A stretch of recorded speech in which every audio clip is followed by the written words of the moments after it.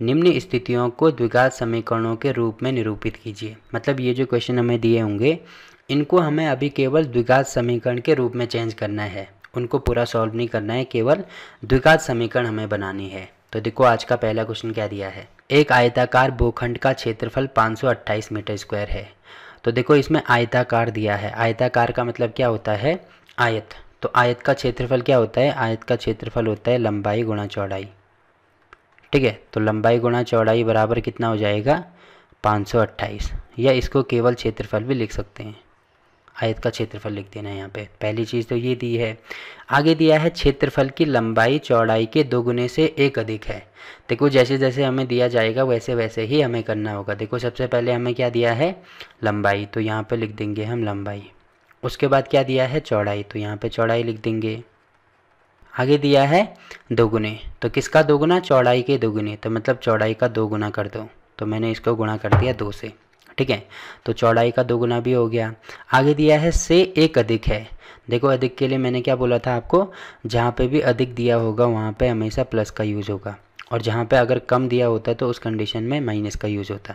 ठीक, तो अधिक दिया है तो यहाँ पे कर देंगे हम प्लस। कितना अधिक है, 1 अधिक है, तो यहाँ पे हो जाएगा +1। तो लंबाई चौड़ाई के 2 गुने से 1 अधिक है, मतलब लंबाई की वैल्यू इसके बराबर है। ठीक, तो ये हमने कर दिया। आगे हमें दिया है हमें भूखंड की लंबाई और चौड़ाई ज्ञात करनी है। तो देखो लंबाई को अगर मैं x मानता हूँ और चौड़ाई को y मानता हूँ तो तब क्या हो जाएगा, तो ये सारी चीज़ें हमें लिखनी भी होगी। देखो ये तो मैंने आपको समझाने के लिए बताया कि इस प्रकार से हम इनको सॉल्व करेंगे। तो अब देखो फेयर में हमें कैसे करना है, सबसे पहले यहाँ पे मैं लिख दूंगा हल। देखो लंबाई हमने x मानी है, चौड़ाई y मानी है, तो यही चीज़ हम सबसे पहले यहाँ पे लिखेंगे। अब लिखेंगे यहाँ पे प्रश्नानुसार।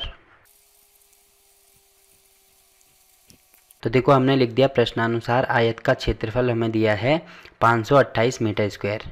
तो आयत का क्षेत्रफल तो होता है लंबाई गुणा चौड़ाई, या यहाँ पे लिख दो बराबर में होगा लंबाई गुणा चौड़ाई। तो देखो लंबाई हमने x मानी है तो यहाँ पे मैं लिख दूंगा x इंटू चौड़ाई हमने y मानी है तो यहाँ पे लिख दूंगा इंटू में y बराबर कितना होगा 528 के हो जाएगा। तो ये मैं मान लूँगा इक्वेशन 1। वैसे आगे लिखना होगा, देखो ये चीज़ें हमें दी हैं तो यहाँ पे लिखेंगे तथा। तो देखो आगे हमें क्या दिया था कि लंबाई चौड़ाई के 2 गुने से 1 अधिक है, तो ये चीज़ हमने लिख दी। अब यहाँ पे लिखेंगे लंबाई, मतलब ये इक्वेशन तो मैंने आपको समझा दी यहाँ पे, तो यही चीज़ हम यहाँ पे लिखेंगे। लंबाई की वैल्यू किसके बराबर होगी, चौड़ाई के 2 गुने से 1 अधिक के बराबर होगी। तो लंबाई हमने x मानी है तो यहाँ पे x हो जाएगा, चौड़ाई हमने y मानी है तो यहाँ पे y इंटू 2 + 1, तो ये हो जाएगी हमारी इक्वेशन 2। अब देखो हमें क्या बनानी है, द्विघात समीकरण बनानी है। द्विघात समीकरण का मतलब जिसकी घात 2 हो। तो x की वैल्यू हमें यहाँ से मिल गई है, x की वैल्यू है 2y + 1। तो अगर मैं ये जो x है इसका मान समीकरण 1 में रखता हूँ तो तब क्या हो जाएगा, यहाँ पे लिखेंगे समीकरण 2 से x का मान समीकरण 1 में रखने पर। तो समीकरण 1 है हमारे पास x इंटू वाई बराबर है 528 के, तो यहाँ पे रख दो। देखो कितना हो जाएगा, x का मान रखना है तो x का मान है 2y + 1, तो यहाँ पे हो जाएगा 2y + 1, और इंटू में क्या है, इंटू में y है तो इंटू वाई बराबर हो जाएगा 528 के। तो अब देखो गुणा करेंगे तो कितना हो जाएगा, ये हो जाएगा 2y का गुणा इसके साथ में होगा 2y² + y बराबर होगा 528। अब इसको द्विघात समीकरण में चेंज कर दो, तो इसको इधर लेके आएंगे तो 2y² + y - 528 बराबर क्या हो जाएगा 0।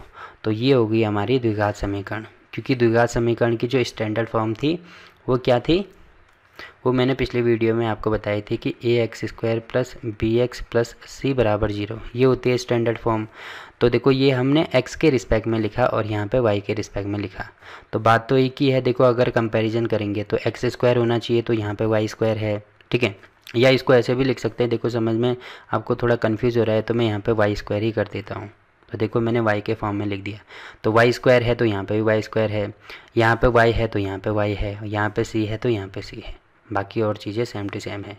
तो अभी इन क्वेश्चन में हमें केवल इनको द्विघात समीकरण के रूप में चेंज करना है, बाकी इनको सॉल्व नहीं करना है, ठीक है। तो ये इसका आंसर हो जाएगा।